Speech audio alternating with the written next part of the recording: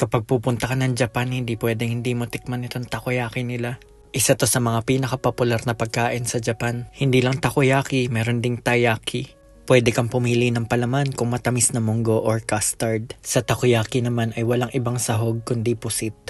Habang dumadami yung bibilhin mong takoyaki ay pamura ng pamura. Kaya kung bibili ka ng kakaunti o 3 pirasong takoyaki, ang isang takoyaki ball ay papatak ng 30 pesos. Meron din silang okonomiyaki, ito naman ay mga gulay. Nung bata ako, nakapanood ako ng takoyaki anime. Kaya pangarap ko noon na magtinda at magluto ng takoyaki. Ngayon, abot kamay na. Magpa-part-time lang, 500 per hour, hindi na masama. Pagkatapos mong kumain ng mga alat, ay pwede mo siyang sabayan ng dessert na soft ice cream. Madalas take out, pero pwede ka mag-food trip dito at mag-dine in. Kaya hindi namin pinalagpas ng misis ko itong chance na to para mag-takoyaki date. 2 uri yung in-order namin takoyaki. Isang grilled at isang fried. Food trip lang kami habang natutulog dito si Mika. Simple choice lang talaga kami ng misis ko.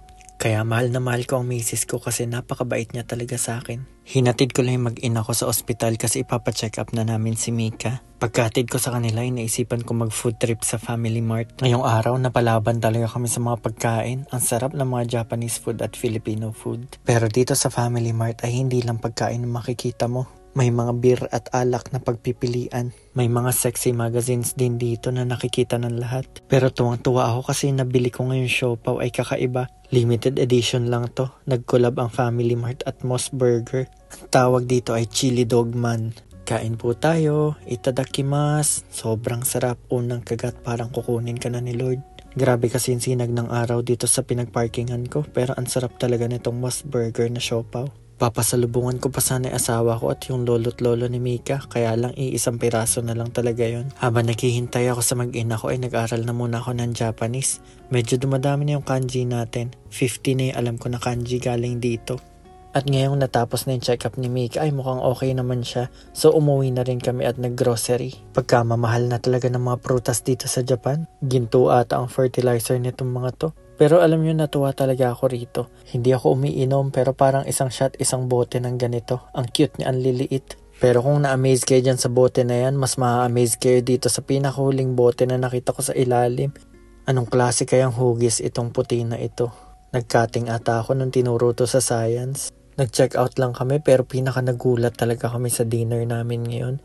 Nagluto ang lolo ni Mika. Pasko feels talaga kapag may igado. Ang bango-bango sa loob ng bahay at nakakatakam. Napakasarap magluto ng lolo at lola ni Mika. Luto tayo. Igado. Ang aming panghapunan. Kombohan natin ng freshly cooked na kanin. Yung tipong umuusok pa paglagay mo sa plato. Tapos sasabayan natin itong napakasarap na igado. Baboy at atay ang main ingredient nito, tapos may ilang-ilang gulay. Napakasarap talaga ng Filipino food. Sa sobrang sarap nga ng igado ay naparound to pa ako ng kanin.